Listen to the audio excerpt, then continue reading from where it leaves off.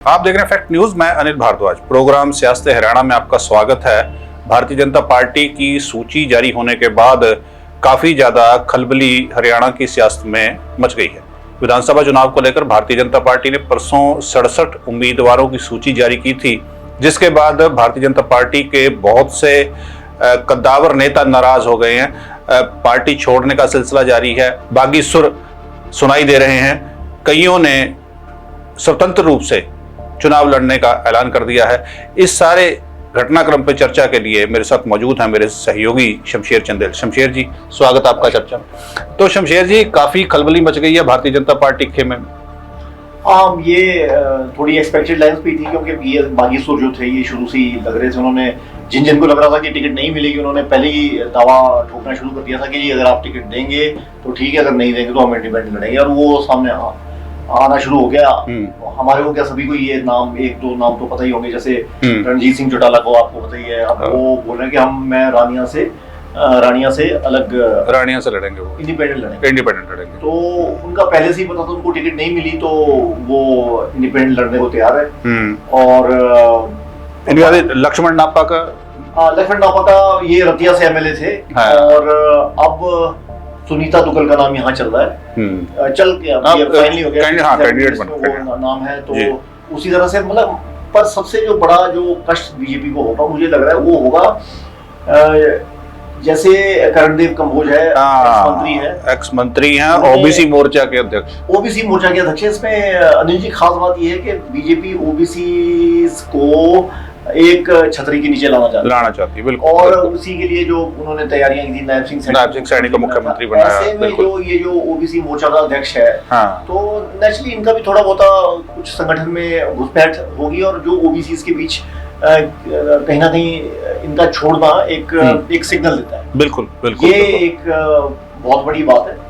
तो मुझे लगता है कि इसका बीजेपी को थोड़ा सा नुकसान तो होगा। अब डिपेंड करता है कि जब कांग्रेस की लिस्ट आएगी, मेन उस पर फिर जाएगा कि उनकी लिस्ट आती है, उसमें क्या नाम आते हैं, उसमें जो ये छोड़ गए हैं या छोड़ रहे हैं, क्या इनमें से किसी को एडजस्ट किया जाता है, वो चीज उस समय। ये बिल्कुल उस टाइम एक बड़ा नाम जो मतलब जिसने सभी को एक तरह से चौंकाना भी कह सकते हैं, सुनील सांगवान, जो जेल सुपरिटेंडेंट रिटायर हुए, सुनहरे। हाँ, वो नाम।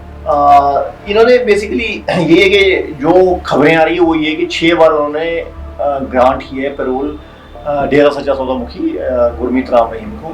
और इनका नाम चल रहा है दादरी से, कि पहले सोमवीर सांगवान दादरी से एमएलए थे, और वो इंडिपेंडेंट जीते थे 2019 में। और इंडिपेंडेंट जीतने से बाद में बीजेपी के साथ शामिल हो गए थे, वो जो भी हुआ। मगर अब जो टिकट दिए वो दी है सुनील सांगवान को। और ये नेचुरली एक क्विड प्रो को टाइप लग रहा है कि भाई आपको टिकट दे देनी चाहिए। और इसमें ज्यादा पॉलिटिकली तो हम नहीं बोल सकते, मगर जो उन्होंने काम किया था, जो पेरोल की बात थी, वो तो एकदम विद इन लीगल मीन्स थी। हाँ, वो तो अलग चीज है, क्योंकि पेरोल सभी को मिलती है, 21 दिन की और 42 दिन की जो भी साल की पेरोल होती है वो सभी को मिलती है। मगर क्योंकि इनके ऊपर 2 बड़े महत्वपूर्ण केस थे, और उस वजह से जो इसमें मीडिया में आ रहा था, लोगों को आपत्ति थी कि ये क्यों हो रहा है। मगर उसमें लीगली कोई परेशानी नहीं थी। मगर हाँ, क्योंकि पेरोल आप डिनाई कर ही नहीं सकते। तो पर हाँ, इनको उसका फायदा हुआ है। पॉलिटिकली तो जोड़ा गया ना उस चीज, पॉलिटिकली जोड़ा गया है। और वो ये खुद भी चाहते होंगे कि टिकट मिले। बीजेपी किसान मोर्चा के चीफ सुखविंदर शिवराण, उनका भी नाम जो है वो उस लिस्ट में शामिल हो गया, जो कि इस वक्त भाजपा से नाराज है। देखिए, सुखविंदर शिवराण जी का तो लिस्ट में काफी बातचीत इसलिए चल रही थी क्योंकि जहां भी ये 2024 जो लोकसभा के चुनाव थे, जब चुनाव थे और बीजेपी के कैंडिडेट्स ग्रामीण लोगों के बीच जाते थे, खासकर जाट समुदाय के बीच और हीर वालों के बीच, तो उनको जाना बड़ा मुश्किल था। और क्योंकि ये किसान मोर्चा के अध्यक्ष थे, तो इनके जो आसपास के भी लोग थे वो मतलब बड़े सवाल कर रहे थे कि भाजपा का स्टैंड है क्या। अब आप किसान मोर्चा के अध्यक्ष तो हैं, और उसके बाद भाजपा की जिस तरह की इक्वेशन रही है किसानों के साथ 2020 के बाद, बिल्कुल वो कृषि कानूनों के बाद जो हुआ, इनको उस बात की भी बड़ी परेशानी थी। और ये मुझे नहीं लग रहा है कि इनको टिकट कहीं से मिलेगी। शायद अगर कांग्रेस से मिल जाए दूसरी बात है, मगर इनको ये इनका छोड़ना बड़ा लाजमी सा लग रहा था। पिछले कुछ दिनों से बातें चली रही थी। मैम के एमएलए हैं शमशेर सिंह, उनका भी है कि वो भी काफी नाराज है और छोड़ चुके हैं पार्टी, और उनकी जगह दीपक हुडा एक कबड्डी प्लेयर है, उनको वहां से सीट मिली है। तो नेचुरली बीजेपी में काफी जो ट्रेमर्स आए हैं, भूचाल आया है पॉलिटिकली अगर हम देखें तो। मतलब ये नहीं कि एक का सीट है, गढ़ी सांपला सीट से भी है कि वो कृष्णमूर्ति हुड्डा जो हैं वो भी नाराज हैं, जो टिकट दी गई है दूसरी तरफ, तो उसको लेकर के देखिए आज सुबह जिनको टिकट मिली है मंजू हुड्डा, उनका बयान ही आया कि भाई भूपेंद्र सिंह हुड्डा जी मेरे पिता समान है, आदरणीय है, तो उन्हें पता है कि उनका स्टेटस क्या है। और हमने जो कल बात की थी वो ये थी कि कई बार एक लीडर लॉन्च पैड बिल्कुल बिल्कुल। कृष्णमूर्ति हुड्डा काफी पुराने लीडर है, मतलब जब भूपेंद्र सिंह हुड्डा कुछ भी नहीं थे तब कृष्णमूर्ति हुड्डा मंत्री थी। हाँ, ये बड़ी बात है। ये तकरीबन 90 के दशक में मंत्री थे भजनलाल सरकार में, तब भूपेंद्र सिंह हुड्डा राजनीति में तो थे पर हाशिए पे थे। भूपेंद्र सिंह हुड्डा का जो सडन राइज हुआ 2005 के बाद हुआ, उसके बाद उन्होंने पीछे हटके देखा नहीं है, 2 बार के मुख्यमंत्री रह चुके हैं, वो नेचुरली एक अलग स्टेटस होता है। अभी फरवरी में इन्होंने कांग्रेस छोड़ी थी और इनका एलिगेशन था, आरोप था कि दीपेंद्र हुड्डा ने और भूपेंद्र सिंह हुड्डा ने कांग्रेस को, हरियाणा कांग्रेस को अपना पर्सनल जागीर की तरह वो चला रहे हैं। अब समस्या ये है कि एक जूनियर आदमी को, मंजू हुड्डा को उन्होंने टिकट दे दी है, तो जिला परिषद के चेयरमैन है, तो नेचुरली एक बड़ा सीनियर लीडर मंजू हुड्डा होता है, मेरे ख्याल से कॉलेज में होंगी जब ये मंत्री होंगे। बिल्कुल बिल्कुल। तो नेचुरली ये बात उनको पिंच की है कि वो कांग्रेस से आए, भाजपा में आए, अब वो आके इनको ये क्या टिकट की दावेदारी इनकी थी, नहीं मिली, क्या था, ये कहना बड़ा मुश्किल है। मगर फिर भी अगर ये यहाँ से लड़ना चाहते हैं, ये इस सीट से लड़ना इतना आसान है नहीं। जो सोनीपत सीट की बात करते हैं, उसके बाद फिर हम अगले टॉपिक पे जाएंगे। सोनीपत सीट जो है उसको लेके भी काफी उठापटक है। कविता जैन ने अल्टीमेटम दे दिया है 3 दिन का कि जिनको टिकट दी है वो टिकट बदलो, नहीं तो फिर उसके बाद वो आगे।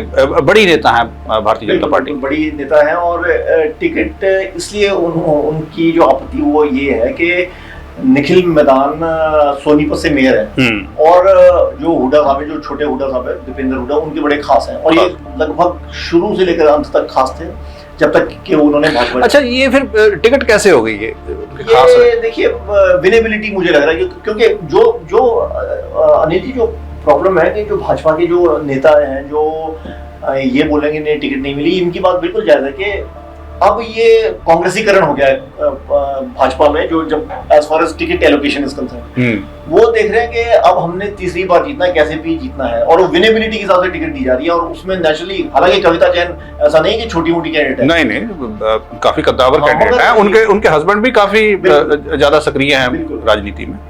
पर भाजपा को मुझे लगता है कि किसी वजह से उनको लगता है कि जो सोनीपत से है, ये जो निखिल मैदान है, ये ज्यादा अच्छे कैंडिडेट होंगे। अब इसका तो इलेक्शन के बाद ही पता लगेगा, मगर भाजपा का फोकस विनेबिलिटी है। मगर अगर विनेबिलिटी फोकस है, मुझे समझ ये नहीं आ रहा कि रणजीत चौटाला को उन्होंने कैसे हटा दिया, क्योंकि रणजीत चौटाला भी एक बड़े कैंडिडेट है। तो ये तो बात हुई भाजपा की। आगे बढ़ते हैं, कांग्रेस की बात कर लेते हैं। कांग्रेस में भी मंथन जारी है, आखिरी दौर का मंथन कहा जा रहा है कि जारी है। मल्लिकार्जुन खड़गे अध्यक्ष, कांग्रेस के राष्ट्रीय अध्यक्ष, वो खुद बैठकों को लीड कर रहे हैं, और उसमें जो भी चर्चाएं हो रही हैं, और उम्मीद यही जताई जा रही है कि जल्दी ही जो है वो एक तो लिस्ट आ जाएगी, और दूसरा जो आम आदमी पार्टी के साथ जो भी लेना देना सीटों का होना है, कौन सी सीटें छोड़नी है, कौन सी सीटों पे कांग्रेस से लड़ना है, वो भी जल्द तय हो जाएगा। तो इस तरह की खबरें आ रही हैं। देखिए अनिल जी, इसमें जो लेटेस्ट अब यही है कि जो जहां सुई अटकी है वो ये है कि केजरीवाल की जो प्रेफरेंस ऑफ लिस्ट है, जहां से वो लड़ना चाहते हैं, और हुड्डा साहब की जो प्रेफरेंस ऑफ लिस्ट है, जहां जो वो देना चाहते हैं वो सीटें, वो अलग अलग है, काफी अलग। अब उसमें जो कॉन्ट्रडिक्शन है, जो उसमें उनकी जो बात नहीं बन पा रही है, उसी वजह से नहीं बन पा रही। कि मुझे लग रहा है कि टिकटें कितनी देनी है आम आदमी पार्टी को, वो मेरे ख्याल से मोटा मोटा उन्होंने तैयार कर लिया है। जहां से उनको लगता है कि भाई हम बीजेपी से नहीं लड़ना चाहते हैं, वो आम आदमी पार्टी को वहां झोंकना चाहते हैं। पर आम आदमी पार्टी सोच रही है कि हम वहां से लड़े जहां से हमारे कैंडिडेट स्ट्रॉन्ग है। स्ट्रॉन्ग। अब इसमें 4-5 सीटें लगभग, इनफैक्ट 4-5। देखिए, अगर 4-5 सीटें पर आके की बात रुकती है तो मुझे लगता है कि फिर आम आदमी पार्टी वही सीटों पे कंसंट्रेट करेगी, जोर देगी कि जहां से वो जीत सकते हैं। वो हारने के लिए तो वो लड़ेंगे। अनिल जी, समस्या ये कि हुड्डा साहब ना बड़े टफ बार्गेनर हैं, हाँ। बार्गेन बहुत टफ करते हैं वो। देखिए आप, जब वो पार्टी हाईकमांड के साथ भी बार्गेन करते हैं, ये कांग्रेस के आला अधिकारियों का कहना है, हाँ। कि वो फिर छोड़ते नहीं है, क्योंकि वो अब जो पिछले लोकसभा चुनाव थे, इनको काफियों ने कहा कि ये 2 सीटें गलत हैं, पर इन्होंने छोड़ा नहीं, और वो पार्टी आला कमान ने जो डिसाइड किया उनके कहने पे किया, वो सीटें हारे भी। उसी तरह से ये 11th आवर तक कोशिश करते हैं कि भाई किसी तरह से इनके कैंडिडेट्स ज्यादा हों, तो उस वजह से ये बात अड़ी हुई है। मगर मुझे लगता है कि ये प्रिवेल करेंगे। जो मेरा हंच है, जो मेरा गट फीलिंग है, वो ये है कि हुड्डा साहब प्रिवेल करेंगे हाईकमान पर, क्योंकि हाईकमान को इतना ज्यादा आइडिया पंजाब का है नहीं, हरियाणा का है नहीं है। हाँ। जो आइडिया देंगे या रणदीप सुरजेवाला देंगे, वो उनका डायरेक्ट कॉन्सेप्ट है हुड्डा साहब के साथ। मगर पार्टी के वेलफेयर के लिए, पार्टी की भलाई के लिए, अगर सारे लीडर साथ आए और वो बोले कि भाई इस तरह से ये सीटें देनी चाहिए, तो वो हो सकता है। मगर डिपेंड करता है कि वो हुड्डा साहब उस पर मानते हैं कि नहीं। खैर, अब तो इंतजार ही करना पड़ेगा। तो शुक्रिया बहुत बहुत शमशेर जी आपका चर्चा में भाग लेने के लिए। तो सियासत हरियाणा में आज इतना ही। आप बने रहिए फैक्ट न्यूज के साथ। धन्यवाद।